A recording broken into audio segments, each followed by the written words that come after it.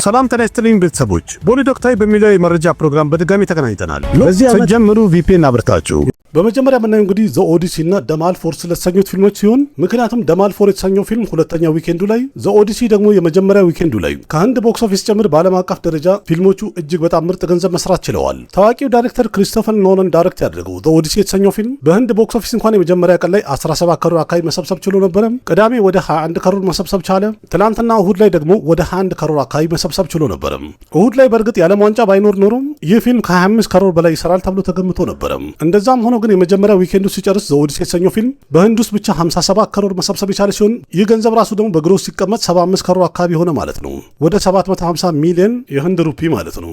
ፊልሙ ዶሜስቲክ ቦክስ ኦፊስ ላይ ማለትም አሜሪካና ካናዳ ውስጥ ይህ ፊልም የመጀመሪያ ዊኬንዱ ላይ 124 ሚሊዮን ዶላር መሰብሰብ እንደቻለ የተነገረ ሲሆን ኢንተርናሽናል ማርኬት ላይ ደግሞ በአጠቃላይ 140 ሚሊዮን ዶላር አካባቢ መሰብሰብ ችሏል። ፊልሙ ዘ ኦዲሲ የተሰኘው ፊልም በአጠቃላይ በጀቱ 250 ሚሊዮን እንደሆነ ቀደም ብሎ ተነግሮ ነበር በዶላር። ይህም ማለት የመጀመሪያ ዊኬንዱ ሲጨርስ በ3 ቀን ውስጥ ብቻ በዓለም አቀፍ ደረጃ ፊልሙ በሚገርም ሁኔታ 264 ሚሊዮን ዶላር መሰብሰብ ቻለ ማለት ነው። ዶሜስቲክ ቦክስ ኦፊስ ላይ ማለትም አሜሪካና ካናዳ ውስጥ ፊልሙ ከበጀቱ ግማሽ በላይ መሰብሰብ ችሏል። ስለዚህ በቀጣይ የመጀመሪያ ሳምንቱ ሲጨርስ ደግሞ በዓለም አቀፍ ደረጃ ምን ያህል ይሰበስባል የሚለውን አብረን ምን ይሆናል። ደማል ፎር የተሰኘው ፊልም የመጀመሪያ ሳምንቱ ላይ በህንድ ውስጥ በኔት ኮሌክሽን 95 ከሮር መሰብሰብ ችሎ ነበረ። ሁለተኛ ዊኬንዱ ላይ ማለትም አርብ፣ ቅዳሜ፣ እሁድ በ3 ቀን ውስጥ ብቻ 28 ከሮር መሰብሰብ ችሏል በኔት ኮሌክሽን። የሚገርመው ነገር ደማል ፎር የተሰኘው ፊልም ሁለተኛው አርብ ላይ 10 ከሮር አካባቢ መሰብሰብ ችሏል በኔት ኮሌክሽን። እሁድ ላይ ደግሞ በትላንትናው ዕለት 22 ከሮር አካባቢ መሰብሰብ ችሏል። ይህም ማለት በ10 ቀን ውስጥ በአጠቃላይ ደማል ፎር የተሰኘው ፊልም ኢንዲያን ኔት ኮሌክሽን 123 ከሮር መሰብሰብ የቻለ ሲሆን በዓለም አቀፍ ደረጃ ደግሞ ፊልሙ በአጠቃላይ 165 ከሮር አካባቢ መሰብሰብ ችሏል። በጀቱ 200 ከሮር ነው በእርግጥ። ይህም ማለት ደግሞ ፊልሙ አሁንም ከበጀቱ ወደ ኋላ ነው ያለው፣ ገና አልደረሰም። እናንተ ስለ ደማል ፎር ምን ትላላችሁ? ተመቻችሁ? በጀቱን ውስጥ ሪከቨር ያደርጋል? ያላችሁን ሀሳብ አስተያየት ኮሜንት ላይ ጻፉልኝ። एक बार पानी में बैठ जाओ, सारे पंचर चेक कर लेते हैं। या በዓለም አቀፍ ደረጃ በዚህ ዓመት በጣም ከሚጠበቁ ፊልሞች ተርታ ከፊት የሚገኘው የማርቨል ሲኒማቲክ ዩኒቨርስ አንድ ክፍል የሆነው አቬንጀርስ ዱምስዴይ የተሰኘው ፊልም ኦፊሻል ትሬለሩን በትላንትናው ዕለት ለእይታ አብቅተዋል። ትሬለሩ በጣም ደስ የሚል ነገር አለው። ቶርን ደግሞ በተለይ እጅግ በጣም ኃይለኛ አድርገው አሳይተውናል። እሱም ደግሞ ዶክተር ዱምን ፊት ለፊት ለመጋፈጥ ሁሉንም ሱፐር ሂሮች አንድ ላይ ሲሰበስባቸው ይታያል። ቶር እንኳን በዚህ ሰዓት ላይ አንድ ተአምር ሲጠብቅ ይታያል። ከዛ በኋላ ደግሞ ካፕቴን አሜሪካን ያሳዩናል። ካፕቴን አሜሪካ የቶርን መዶሻ ሲቀበለውና ሲይዝ እጅግ በጣም ደስ የሚል ነገር አለው። ይሄኛው ሲን ደግሞ እጅግ በጣም አደገኛ ሆኖ ታይቷል። ያም ደግሞ ቶር ሙሉ ኃይሉን ጠቅልሎ በአንድ ጊዜ እኩል ሲመጣ ይታያል። ግን ዶክተር ዱም ደግሞ በአንድ እጁ ብቻ ያቆመዋል። ትሬለሩ በጣም ደስ የሚል ነገር አለው። ግን ካራክተሮቹ በጣም ብዙ ከመሆናቸው የተነሳ ሌሎቹን ገጸ ባህሪዎችን ያን ያህል ትኩረት አልሰጧቸውም ነበርም። ሌላው ቀርቶ እንኳን ዶክተር ዱምን ትሬለሩ ላይ በትክክለኛው አላሳዩንም። ምናልባት ለፊልሙ ቆጥቦት ይሆናል። ግን ዶክተር ዱምን ትንሽ ረዘም ያለ ሰዓት ቢያሳዩንና ትንሽ ገለጥ ቢያደርጉት እንኳን ትሬለሩ በጣም ያማረ ነበር ሊባል ይችል ነበርም። ግን በትክክለኛው እናውራ ከተባለ ትሬለሩ ላይ አንድ ካራክተር ነው በጣም ጎልቶ የታየው። እሱም ደግሞ ቶር ብቻ ነው። ስለ ታሪኩ እንኳን ብዙም ገልጸው የተናገሩት ነገር የለም፣ ያሳዩትም ነገር የለም። እንደዛም ሆኖ ግን በትክክል ልናውቅ የቻልነው በጣም ትልቅ ችግር ሊመጣባቸው ነው።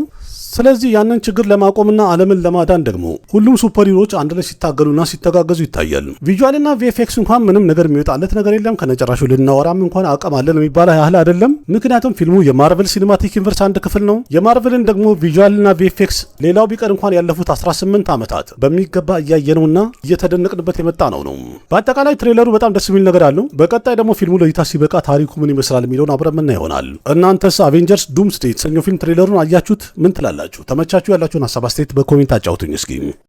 क्या हाल है? ये नामुमकिन है।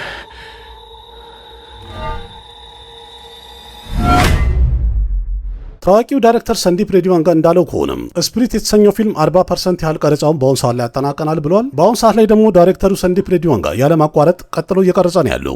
40% የፊልሙ ቀረጻ ተጠናቋል ማለት እንግዲህ በአሁን ሰዓት ላይ ቀረጻውን እስከዚህ ዓመት መጨረሻ ድረስ ያጠናቃል ማለት ነው። መረጃው እንደሚያሳየው ከሆነ ሰንዲፕ ሬድዲዋንጋ ይህንን ፊልም በጣም ትልቅ በሚባል በከፍተኛ ስኬል ቀረጻ እያደረገለት ነው ያለው። እንዲያውም ይሄ ፊልም ከአኒማልም ስኬሉ በጣም ከፍ ያለ እንደሆነ እየተነገረ ነው ያለው። ጭካኔውም ቢሆን ከዛም የበለጠ ይሆናል ተብሏል። በዚህ ፊልም ላይ ፕረባስ አንድ ፖሊስ ኦፊሰር ሆኖ ነው የሚጫወተው። እንደዛም ሆነ ግን ኖርማል ፖሊስ አይደለም። እንዲያውም ገጸ ባህሪው እጅግ በጣም አደገኛ እንደሆነ ተነግረዋል። የቦሊውዱ ተዋናይ ቪቬክ ኦበሮይ በዚህ ፊልም ላይ ቪለን እንደሚሆን ቀደም ብሎ ተነግሮ ነበረ። ስለዚህ ፊልሙ ሲወጣም ደግሞ በዚህ ፊልም ላይ ቪቬክ ኦበሮይ ካራክተሩ ወይም ገጸ ባህሪው እንዴት ይሆናል፣ በብቃት ይወጣዋል አይወጣው የሚለውን አብረን ምና ይሆናል። የፊልሙ ቀረጻ በአሁኑ ሰዓት ላይ በጣም ተጧጥፎ እየቀጠለ ነው ያለው። ቀደም ብሎ እንደተነገረው ከሆነ ይህ ፊልም ጣጣውን ጨርሶ ማርች 5 2027 በዓለም አቀፍ ደረጃ ለእይታ ይበቃል ተብሏል። ቪክረም በት ዳይሬክት ያደረገው 1920 የሚባሉት ወይም 1920 የሚሉት ፍራንቻይዞች ቀጣይ ፊልም ላይ አሃን ሼቲ እንደፈረመ ተነግሯል። የዚህ ፍራንቻይዝ ቀጣይ ፊልም ላይም መሪ ተዋናይ ይሆንበታል ተብሏል። የዚህኛው ክፍል ርዕሱ 1920 ኮልድ ዊንተር የሚሆን እንደሆነ ቀደም ብሎ ተነግሯል። የዚህ ፊልም ቀረጻም ደግሞ በዚህ ዓመት ኦክቶበር ላይ ወይም ደግሞ ኖቬምበር ላይ አንድ ብሎ ይጀምራል ተብሏል። ሴት መሪ ተዋናይ እንኳን ፊልሙ ላይ ማን ትሆናለች ለሚለው ምንም የወጣ አዲስ አፕዴት የለም። ግን የፊልሙ መሪ ተዋናይ አሃን ሸቲ እንደሚሆን ተረጋግጧል በአሁኑ ሰዓት ላይ። ይህም እንግዲህ አንድ ሆረር ትሪለር ፊልም እንደሚሆን ተነግሯል። አጠቃላይ ደግሞ ወደ 20 ከሮር የሚያክል ገንዘብ ፈሳስ ተደርጎ የሚሰራ እንደሆነ ተነግሯል። 1920 የሚሉ ወይም 1920 የሚሉ በአጠቃላይ 5 ፊልሞች ለእይታ በቅተዋል። የተወሰኑ ፊልሞች ቦክስ ኦፊስ ላይ ጥሩ አቀባበል አግኝተው ሄደው ነበረም። አንዳንዶቹ ግን ፍሎፕ ሆነው ነበረም። አሃን ሸቲ የሚተውንበት ደግሞ የዚህ ፍራንቻይዝ 6ኛ ፊልም ነው። እንዲሁም ለየት ያለ ፊልም ይሆናል ተብሏል። ስለዚህ በቀጣይ 1920 ኮልድ ዊንተር ከተሰኘው ፊልም ጋር ተጨማሪ አፕዴት እስከመቼ ይወጣል የሚለውን አብረን የምንጠብቀው ይሆናል። የቦሊውዱ ታዋቂ አክተር ጄኪ ሽሮፍ ሌላ አንድ የቴሉጉ ፊልም ላይ ለመተወን እንደፈረመና እንደዘጋጀ ተነግሯል። ራምፑተንን የሚሰራበት 23ኛ ፊልሙ ላይ ይታያል ተብሏል። በዚህ ፊልም ላይም ቪለን ይሆናል ተብሏል። የራምፑተንን ቀጣይ ፊልሙ ላይ ራሱ ራምፑተንን ነው ዳይሬክት የሚያደርገው። በፊልሙ ላይም ደግሞ መሪ ተዋናይ የራሱ ነው።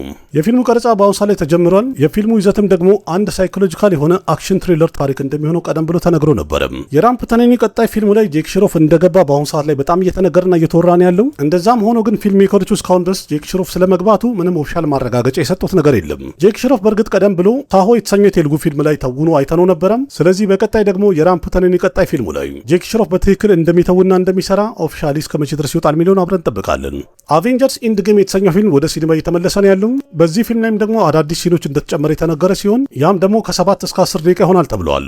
መረጃው እንደሚያሳየው ከሆነ አቬንጀርስ ኢንድ ጌም የተሰኘው ፊልም ላይ መጨረሻውን ክላይማክሱ እንደተቀየረና ተጨማሪ ሲኖች እንደገባበት የተነገረ ሲሆን በዛም ደግሞ ይሄ ፊልም ቀጥታ አቬንጀርስ ዱምስቴይ ከተባለው ፊልም ጋር እንዲገናኝ አድርገውታል ተብለዋል። በአጠቃላይ ከ7 እስከ 10 ደቂቃ የሚሆን ሲን ተጨምሯል የተባለ ሲሆን በፊልሙ ላይ ደግሞ የተለያየ ቦታዎች ላይ እየቆራረጡ እንደሚያስገቡ ተነግረዋል። አቬንጀርስ ኢንድ ጌም የተሰኘው ፊልም ክላይማክሱ ወይም መጨረሻ መገባደጃው በሲኒማው ታሪክ ላይ እጅግ በጣም ምርጥ የተባለ ክላይማክስ ነበር ሲኑ። ስለዚህ በቀጣይ የምናየው እንዴት አድርገውና በምን አይነት መንገድ ከዱምስቴይ ጋር እንደሚያገናኙት አብረን የምናየው ይሆናል። የዴድፑል ፊልም አክተር የሆነው ራያን እንደተናገረው ከሆነ ዴድፑል ቀጣይ ክፍሉ በትክክል እንደሚሰራ አናውንስ አድርጓል ወይም ግልጽ አድርጎ ተናግሯል።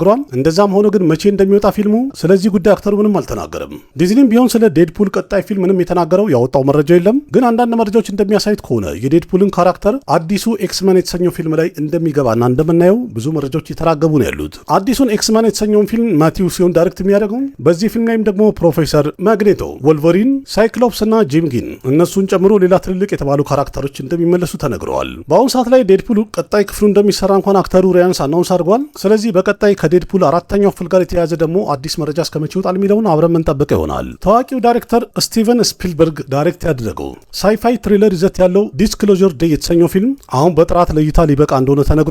በኦቲቲ ፕላትፎርም ከዛሬ ከጁላይ 21 ጀምሮ ለእይታ እንደሚበቃና እንደሚለቀቅ አናውንስ አድርገዋል። ዲስክሎዥር ዴይ የተሰኘው ፊልም በዚህ ዓመት ከተለቀቁ በጣም ለየት ካሉ ፊልሞች መሃል አንዱ እንደሆነ ቀደም ብሎ ተነግሮ ነበረ። በዚህ ፊልም ላይም ደግሞ ከአክሽንና ከትሪለር ጭምር በጣም ኢንተረስቲንግ የሚያደርግና ለየት ያለ ታሪክ እንደታየበት አንዳንድ መረጃዎች ወጥተው ነበርም። በእርግጥ ምርጥ ፊልም እንደሆነ የተለያዩ ክሪቲክሶች መስክረውለታል። ስለዚህ ከዛሬ ከጁላይ 21 ጀምሮ በጥራት ስትጠብቁ ከነበረ ማየት እንደምትችሉ አናውንስ ስለተደረገ እንድታዩት ጋብዛችኋለሁ። ሞርታል ኮምባክት 2ኛው ክፍልም አሁን ላይ በጥራት ለእይታ በቅቷል። ይህንን ፊልም በጥራት ስትጠብቁ ከነበረ አሁን ማየት ትችላላችሁ ማለት ነው። አዲሱ ሞርታል ኮምባክት ሜይ 8 ላይ ነበር ለእይታ የበቃው። ቦክስ ኦፊስ ላይ ግን ከሌሎች ፊልሞች አኳያ ሲታይ ጥሩ ሄዷል የሚባል ነው። ያን ያህል ለየት ያለ ታሪክ አልሰራም። እንደዛም ሆኖ ግን ጥሩ ነው የሚታይ ፊልም ነው ብለዋል ክሪቲክሶች። ግን እናንተ ቀደም ያሉትን ሞርታል ኮምባክት ፊልሞች የምትወዱ ከሆነና የካራክተሮቹ አድናቂ ከሆናችሁ ይህንን ፊልም በትክክል እናንተ ማየት አለባችሁ ማለት ነው። ካያችሁት ደግሞ አዲሱ ሞርታል ኮምባክት እንዴት ነው? ከድሮ አኳያ የተሻለ ነው ወይስ የባሰ ነው? ያላችሁን ሀሳብ አስተያየት ኮሜንት ላይ ጻፉልኝ። ቪዲዮ ከተመቻችሁ ላይክ አድርጉ። ያላችሁን ሀሳብ አስተያየት በኮሜንት ገለጹ። ለጓደኞቻችሁ ሼር አድርጉ። ልክ እንደዚህ ከአንድ ሲኒማ ጋር የተያዙ በጣም ብዙ ጨዋታዎችን እና የተለያዩ የሚወጡ አፕዴቶችን በተለያየ ፕሮግራም አንድ በአንድ አቀርብላችኋለሁ። በፍቅር የተሞላውና የማበረታቻ ኮሜንታችሁን ሁልጊዜ ለትርስ ጠብቃለሁ። ልክ እንደዚህ በሌላ አዳዲስ መረጃዎችና አሪፍ ታሪኮች በድጋሚ እስከምንገናኝ ድረስ አቅራቢያችሁ ቃሲም መካ ነበርኩኝ። ደህና ሁኑ። ባባይ። እኔ አማርኛ መናገሪያ ይግረማችሁ ይልቅ ይህን ቻናል ሰብስክራይብ ብታደረጉ የበለጠ አዳዲስና ምርጥ ስለምታገኙ ቻናሉን ሰብስክራይብ በማድረግ ቤተሰብ እንድትሆኑ በአክብሮት እንጠይቃለን። ना जाने कैसा एहसास है बुझती नहीं है क्या प्यास है क्या नशा इस प्यार का मुझ पे सनम छाने लगा कोई न जाने क्यों चैन होता है क्या करूँ कुछ कुछ होता है क्या कुछ कुछ होता है।